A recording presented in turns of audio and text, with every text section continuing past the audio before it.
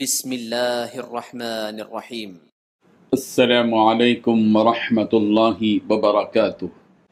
الحمد لله رب العالمين والصلاة والسلام على سيد المرسلين محمد وآله وصحبه أجمعين أما بعد.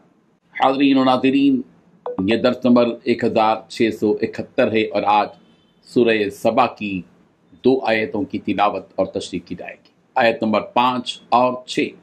چلیے سب سے پہلے ہم ان 2 آیتوں کی تلاوت کرتے ہیں، لفظی ترجمے اور ترجمے کے بعد تشریح کرتے ہیں۔ اعوذ باللہ من الشیطان الرجیم، بسم اللہ الرحمن الرحیم۔ والذین سعوا فی آیاتنا معاجزین أولئك لهم عذاب من رجز أليم ويرى الذين أوتوا العلم الذي أنزل إليك من ربك هو الحق ويهدي إلى صراط العزيز الحميد صدق اللہ العظیم۔ لفظی ترجمہ یوں ہے، والذین، اور وہ لوگ جنہوں نے سعوا کوشش کی، فی آیاتنا ہماری آیتوں میں، معاجزین عاجز کرنے کی، اولئک یہ لوگ، لہم ان کے لیے ہے، عذاب عذاب، من رجز بدترین قسم کا، علیم دردناک۔ وَيَرَى اور دیکھتے ہیں، الذین وہ لوگ جو، اوتوا العلم علم دیے گئے، الذی وہ جو، انزل نازل کیا گیا ہے، الیک آپ کی طرف، من ربک آپ کے رب کی طرف سے، هو الحق وہ حق ہے، ویہدی اور وہ ہدایت کرتا ہے، الی صراط راستے کی طرف جو، العزیز نہایت غالب ہے، الحمید لائق حمد و ثنا ہے۔ ترجمہ یوں ہے، اور جنہوں نے ہماری آیتوں میں کوشش کی کہ ہمیں ہرا دیں گے، ان کے لیے سخت درد دینے والے عذاب کی سزا ہے۔ اور جن لوگوں کو علم دیا گیا ہے وہ جانتے ہیں کہ جو قرآن تمہارے رب کی طرف سے تم پر نازل ہوا ہے وہ حق ہے، اور اللہ غالب اور سزاوار تعریف کا رستہ بتاتا ہے۔ ان 2 آیتوں میں 4 باتیں بتلائی گئی ہیں۔ پہلی بات، جن لوگوں نے ہماری آیتوں کے بارے میں یہ کوشش کی کہ انہیں ناکام بنا دیں، دوسری بات، ان لوگوں کے لیے بلا کا دردناک عذاب ہے۔ تیسری بات، جن لوگوں کو علم عطا ہوا ہے وہ خوب سمجھتے ہیں کہ جو کتاب آپ پر آپ کے رب کی طرف سے نازل کی گئی ہے وہ سراسر حق ہے۔ چوتھی بات، اس اللہ کا راستہ دکھاتا ہے جو اقتدار کا مالک بھی ہے اور تعریف کا مستحق بھی۔ بزرگان محترم، جو لوگ اس امید میں اللہ کی آیتوں کو ناکام بنانے کی کوشش کرتے ہیں، وہ اپنی اس مہم میں کامیاب ہو جائیں گے۔ ان کا یہ خواب کبھی پورا ہونے والا نہیں ہے۔ وہ اللہ تعالیٰ کی آیتوں کو ناکام بنا نہیں سکتے اور انہیں مٹا بھی نہیں سکتے۔ قرآن مجید کی اپنی ایک تاریخ رہی ہے کہ اس کی آیتوں کو صفحہ ہستی سے مٹانے کی ہر وقت سازشیں کی گئیں۔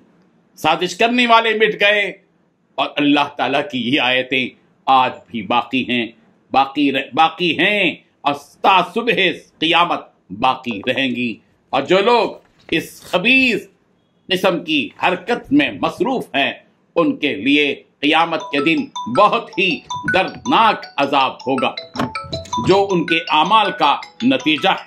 سورۃ الحج کی آیت نمبر 51 میں بھی یہ وعید یوں بیان کی گئی، والذین سعوا فی آیاتنا معاجزین اولئک اصحاب الجحیم، اور جو لوگ ہماری نشانیوں کو پست کرنے کے در پہ رہتے ہیں وہی دوزخی ہیں۔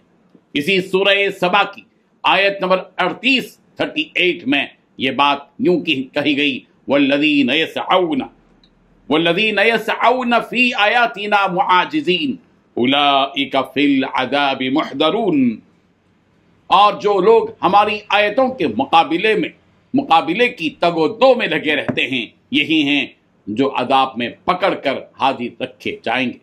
ہمارے ملک بھارت میں بھی ایسے سازشیں کی جا رہی ہیں اور ہم دیکھ رہے ہیں کہ جن بدبختوں نے اللہ کی آیتوں سے چھیڑ چھاڑ کی آج وہ ذلت کی کھائی میں بے یارو مددگار پڑے ہوئے ہیں۔ اگلی آیت میں اہل علم کی تعریف کی جا رہی ہے کہ جو اہل علم حضرات ہوتے ہیں انہیں یہ پتہ ہے کہ یہ جو کتاب اللہ تبارک و تعالیٰ کی طرف سے آپ صلی اللہ علیہ وسلم پر نازل کی گئی ہے سچی ہے اور برحق ہے، اور انہیں یہ بھی معلوم ہے کہ جو کوئی اس کتاب کی اتباع کرے گا وہ ہدایت کے راستے کو پالے گا، اور یہ ہدایت والا راستہ سیدھا اللہ تک لے جاتا ہے جو اللہ کے سب کا مالک ہے اور وہی تعریف کے لائق۔